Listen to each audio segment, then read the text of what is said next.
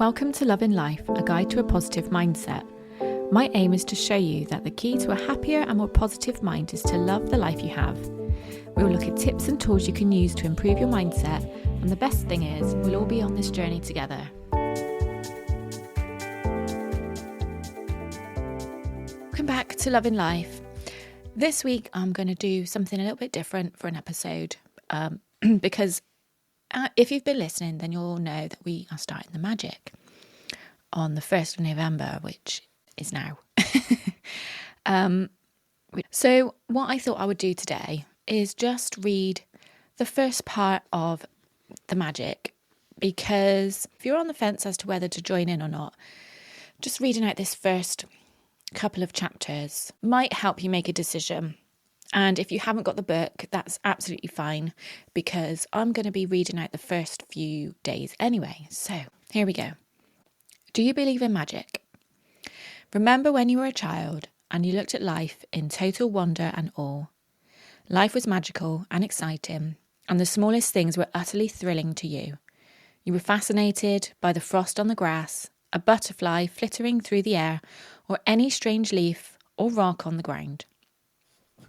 You were full of excitement when you lost a tooth, because it meant the tooth fairy would be coming that night, and you would count down the days to the magical night of Christmas. Even though you had no idea how Santa Claus would get to every child in the world in one night, somehow he did it, and he never let you down. Reindeer could fly, there were fairies in the garden, pets were like people. I still think they are now. Toys had personalities. Dreams came true, and you could touch the stars. Your heart was full of joy. Your imagination knew no limits, and you believed that life was magical. There is an exquisite feeling many of us had as children, that everything is good, that every day promises more excitement and adventure, and that nothing could ever thwart our joy for the magic of it all. But somehow, as we grew into adults, responsibilities, problems and difficulties took their toll on us. We became disillusioned, and the magic we once believed in as children faded and disappeared. It's one of the reasons why, as adults, we love to be around children, so we can experience that feeling we once had, even if it's just for a moment. I'm here to tell you that the magic you once believed in is true. And it's the disillusioned adult perspective of life that is false. The magic of life is real, and it's as real as you are. In fact, life can be more wondrous than you ever thought it was as a child, more breathtaking, awe-inspiring, and exciting than anything you've ever seen before. When you know what to do to bring forth the magic, you will live the life of your dreams. Then you will wonder how you ever could have given up in believing in the magic of life. You may not see reindeer fly, but you will see the things you've always wanted appearing before your eyes, and you will see the things you've dreamed of for so long suddenly happening. You will never know exactly how everything weaves together for your dreams to come true, because magic works in the invisible realm, and that's the most thrilling part. Are you ready to experience the magic again? Are you ready to be filled with awe and wonder every day, like when you were a child? Get ready for the magic. Our adventure begins 2,000 years ago, when life-changing knowledge was hidden within a sacred text. The following passage comes from the Gospel of Matthew in the Holy Scriptures, and it's mystified, confused, and been misunderstood by many people over the centuries. Whoever has will be given more, and he will have an abundance. Whoever does not have, even what he has will be taken from him. You have to admit that when you read the passage, it appears unjust, as it seems to be saying that the rich people will get richer and the poor will get poorer. But there's a riddle to be solved in this passage, a mystery to uncover, and when you know it, a new world will have opened up for you. The answer to the mystery that has eluded for so many centuries is in one hidden word: gratitude. Whoever has gratitude will be given more, and he or she will have abundance. Whoever does not have gratitude, even what he or she has will be taken from him or her. By the revelation of one hidden word, a cryptic text is made crystal clear. 2,000 years have passed since these words were recorded, but they are as true today as they ever were. If you don't take the time to be grateful, you will never have more. And what you do have, you will lose. And the promise of the magic that will happen with gratitude is in these words. If you are grateful, you will be given more, and you will have an abundance. From the Quran, the promise of gratitude is equally emphatic. And remember when God proclaimed, "If you are grateful, I will give you more. But if you are ungrateful, verily my punishment is indeed severe."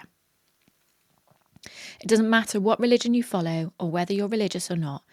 These words from the Holy Scriptures and the Quran apply to you and your life. They are describing a fundamental law of science and the universe.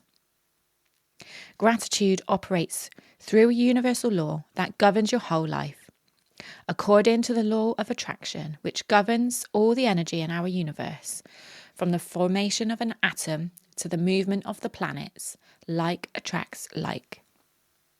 It's because the law of attraction that the cells of every living creature are held together, as well as the substance of every material object. In your life, the law operates on your thoughts and feelings because they are energy too. And so whatever you think, whatever you feel, you will attract to you. If you think, "I don't like my job, I haven't got enough money, I can't find my perfect partner, I can't pay my bills, I think I'm coming down with something, he or she doesn't appreciate me, I don't get along with my parents, my child is a problem, my life is a mess, my marriage is in trouble," then you must attract more of these experiences. But if you think about what you're grateful for, like, "I love my job, my family is very supportive, I've had the best vacation, I feel amazing today, I got the biggest tax refund ever," or "I had a great weekend camping with my son," and you sincerely feel the gratitude, the law of attraction says you must attract more of those things into your life. It works in the same way as metal being drawn to a magnet. Your gratitude is magnetic, and the more gratitude you have, the more abundance you magnetize. It's universal law. You will have heard sayings like, "Whatever goes around comes around, you reap what you sow, and you get what you give."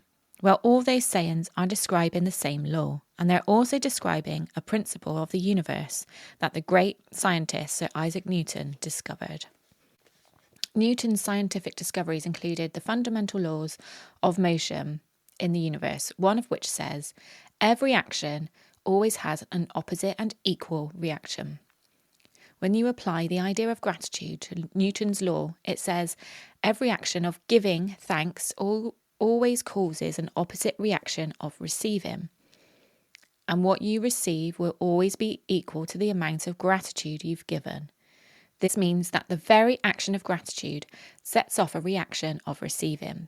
And the more sincerely and the more deeply grateful you feel, in other words, the more gratitude you give, the more you will receive.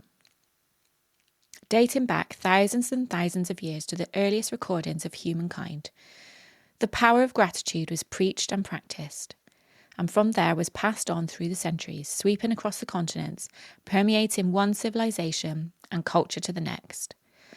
The major religions of Christianity, Islam, Judaism, Buddhism, Sikhism, and Hinduism all have gratitude at their core.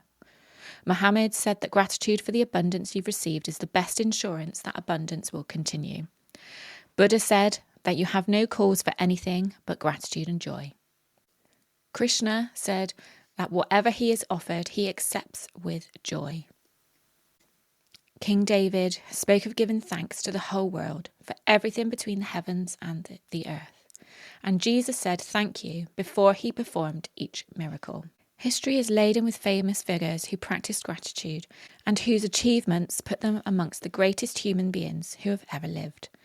Gandhi, Mother Teresa, Martin Luther King, Dalai Lama, Leonardo da Vinci, Shakespeare, Aesop, Blake, Newton, Einstein, and many more. Albert Einstein's scientific discoveries changed the way we see the universe, and when asked about his monumental achievements, he spoke only of giving thanks to others. One of the most brilliant minds of all time thanked other people over 100 times a day for the work they had done. Is it any wonder that so many of life's mysteries were revealed to Albert Einstein? Is it any wonder that Albert Einstein made some of the greatest scientific discoveries in history? He practiced gratitude every single day of his life. And in return, he received many forms of abundance. And Isaac Newton was asked how he had achieved the scientific discoveries he'd made. He said that he stood on the shoulders of giants. Isaac Newton, recently voted the greatest contributor to science and humankind, was also grateful to those men and women who lived before him. The scientists, philosophers, inventors, discoverers, and prophets who practiced gratitude reaped its results and were most aware of its inherent power. Yet still, gratitude's power is unknown to most people today, because to experience the gratitude in your life, you have to practice it. So, if you want to be more positive, if you want to bring more into your life, then why not join us? It's not too late to join in. You can head over to my Facebook group. It's called The Magic 2024. I will read the first few days of each of the practices, just in case people haven't got the book. And the thing is, gratitude has changed my outlook, my mindset, more than I could have imagined. And the amazing thing is, you can never be too grateful. So whilst I practice gratitude every day, I still benefit from doing the magic. Because it just deepens your level of gratitude, your feelings of gratitude. You can't do it too much. This is the amazing thing. It can only get better and better and better.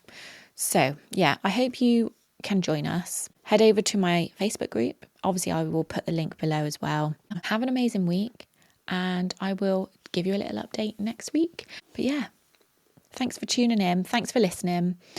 Do let me know if you've got any questions that you want to ask. Just email me, lisa@lisadavidge.co.uk. Email me your questions, join my Facebook group, ask questions in there, whatever you want to do. But yeah, I hope to see you. Bye.